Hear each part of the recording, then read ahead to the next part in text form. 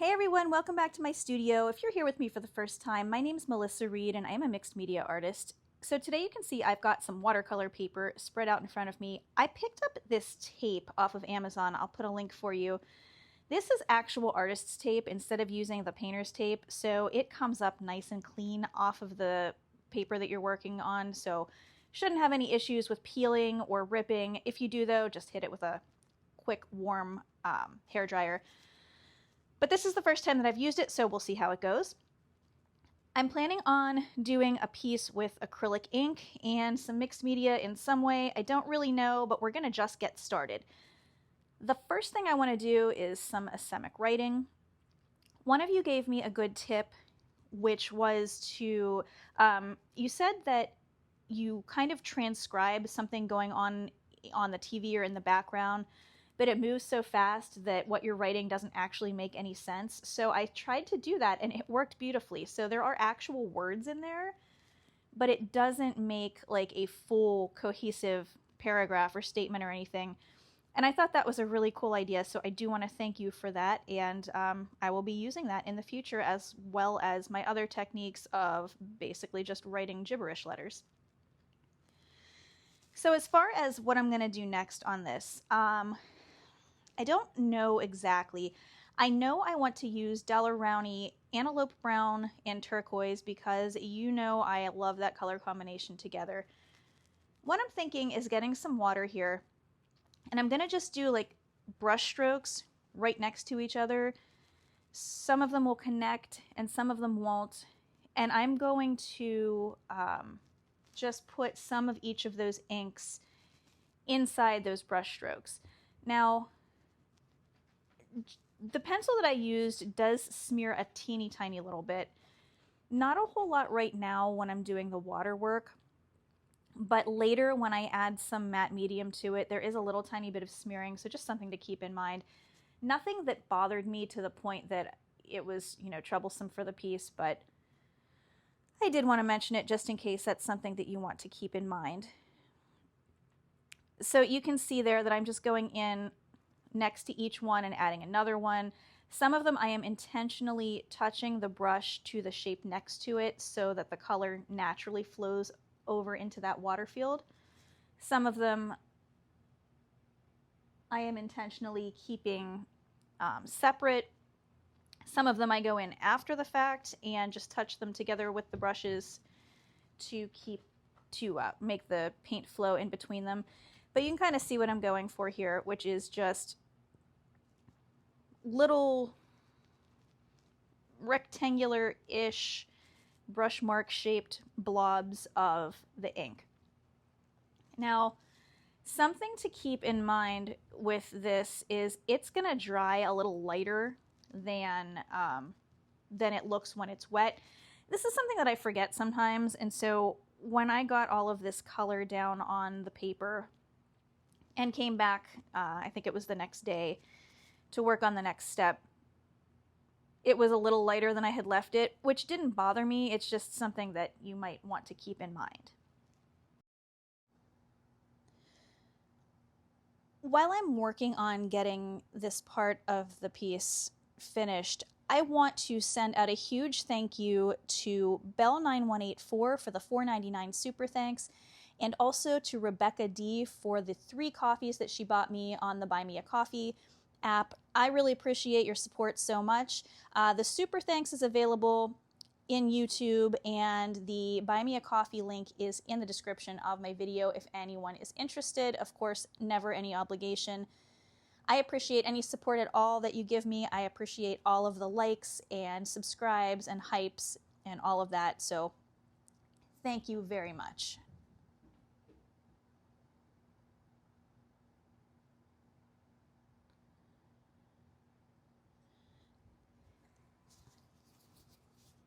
I've really been enjoying working with these acrylic inks, as you can tell if you've watched my videos, and there's so many different ways to do it and different things you can do. They work similarly to watercolors.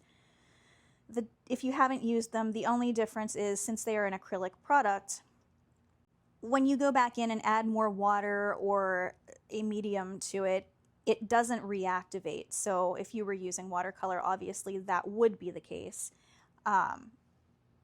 But with this, it allows you to build more layers while keeping the layers that you already have there, keeping the integrity of those intact. Just something I thought I would mention. But I mean, you've seen me use these in this way as like a painting, and also to make different collage papers. All right, so this is the next day. I removed the tape, which came off very, very easily, and you can see how much lighter that looks now. I've pulled some of my collage papers out of my stash that just happened to be laying around. The two on the left are my two that I have done several demonstrations on making on the channel. If you want to check that out, I'm going to put one of those videos up on the end screen for you to see how I made that. And I just grabbed a few random ones. Now that paper is actually made with the same two colors of the ink, so that's the Antelope Brown and the Turquoise. So it's going to work really well with what I already have down there on the paper and just naturally kind of go together because those are the same two inks. Now you can see on the collage paper where those colors combined to create like a blue-green kind of sea green almost color, which is such a beautiful effect. And on the top, they really kind of kept their own individual colors with the turquoise and the brown, but they work beautifully together nonetheless. That is another piece of that collage paper, and I'm just tearing that off. I'm gluing it down with Liquitex matte medium. That is my glue of choice, typically, depending on what I have on hand. It doesn't necessarily have to be a Liquitex product. I've used Artist's Loft, I've used Golden. They all work fairly similarly, so whatever you have on hand is going to work well. I always say use what you have, don't run out and buy every supply that you see an artist use, because chances are you've got something that is gonna, you know, do a similar job, or, you know, sometimes you do have to go get specialized things, but if you've got something that's gonna do the job, just use that. Don't spend $1 million if you don't have to. I mean, I know how much fun it is to buy art supplies, believe me, but you don't always technically have to.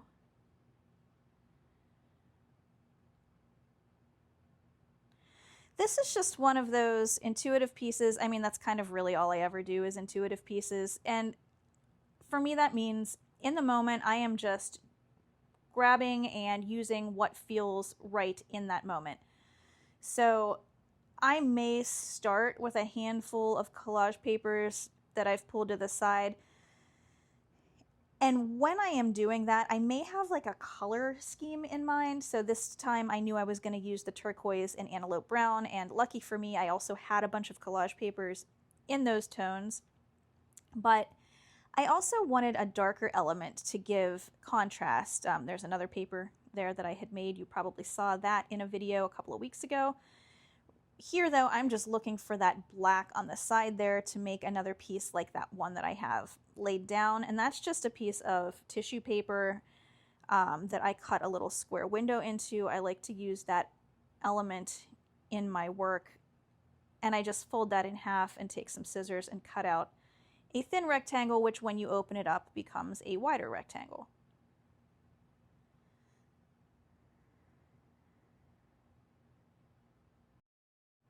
And you can see me here moving those pieces all over the surface of the paper, trying to figure out where I want to put them and what I want it to look like.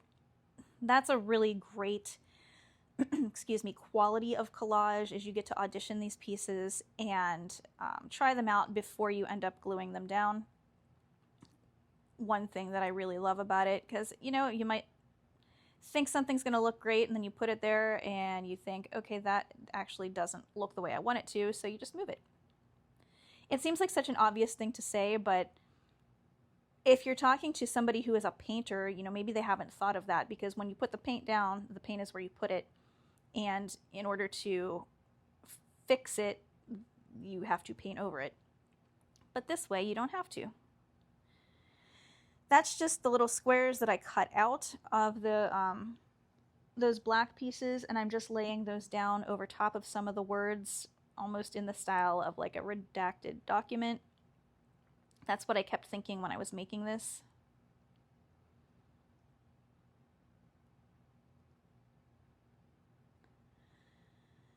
But these pieces are all just about what's going to look good to me right now. And they're more of an exercise than really a finished piece a lot of the time. I'm not necessarily setting out for something, but if I do end up with a piece that I like, then that's just a bonus. Okay, so I got out a set of soft pastels that you saw there. I don't know if I have a link for that exact set. It is very old, but all I did was take out a piece of the pastel that is similar enough in color to what I have going on there. I just shaved a little of it off with my X-Acto, and I'm using a bit of shop towel over top of a stencil that I made in another video, which I will also put that in the end screen for you. And I'm basically just stenciling here. So the purpose for this is I was looking for a way to bring the whole piece together, and a lot of times I will use a stencil to do that. Any sort of element that you are applying over top of the entirety of a piece, and I don't necessarily mean like I'm not coloring every single one of those little ovals in, so it's not going to be entirely covered, but when you are putting that element over top of a lot of the different parts of the piece, it's going to naturally just bring it together and make it more of a cohesive whole.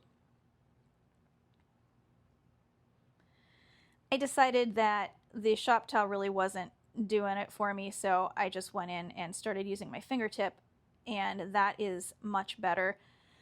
And you can see in some of the places where a lot of the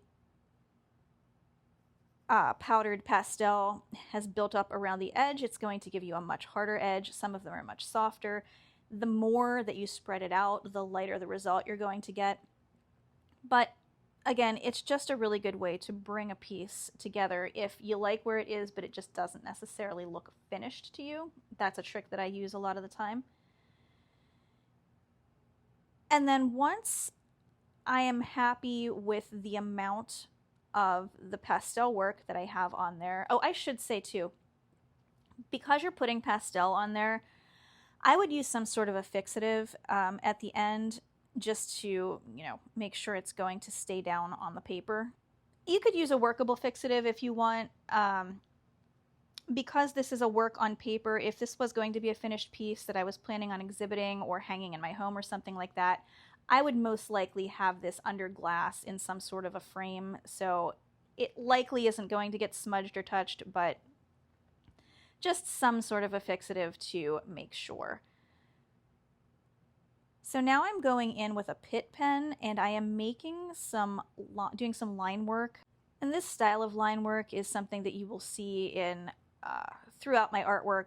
If you've watched my channel much, you will recognize this.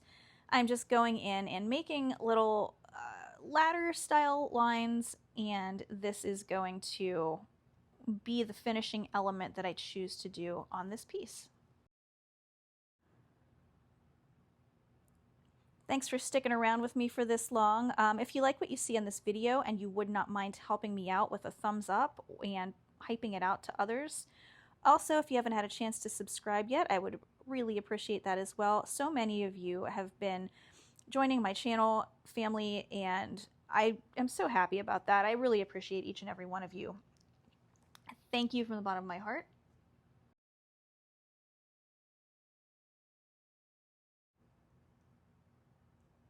And I'm just going to go in working with this line work until it feels finished. And I know that's a very vague amount of time or a vague amount of work, but you'll know when your piece is finished. And if you're looking at it and you have to ask, is this done? Chances are it's not. I've found that to be true.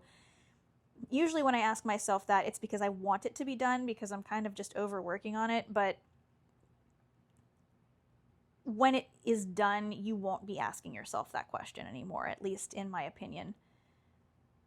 So there's just a few more things here I'm going to do, and then I will take you in and show you what we ended up with.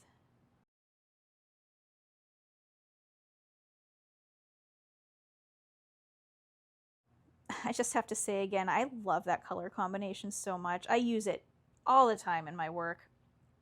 You'll see it again because it is one of my absolute favorites. Those colors just play so well together.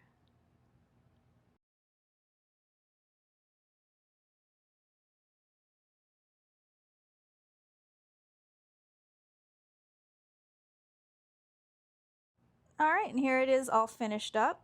It's pretty cool. Again, love the colors. I've got that dark contrast of those black pieces in there with the sort of pale, more neutral background. And yeah, it's just a pretty cool piece. Have to let me know what you think. One thing I did want to mention is a lot of my work is available for sale, excuse me, on my Etsy shop. There will be a link to that in the description. You'll see a lot of the pieces that I've made on the channel, so if that's something you're interested in checking out, pop on over there. And thank you all so much for hanging out with me again this week. I can't wait to see you back here again next Friday at 10 a.m. Eastern Time for another mixed media video. Take care.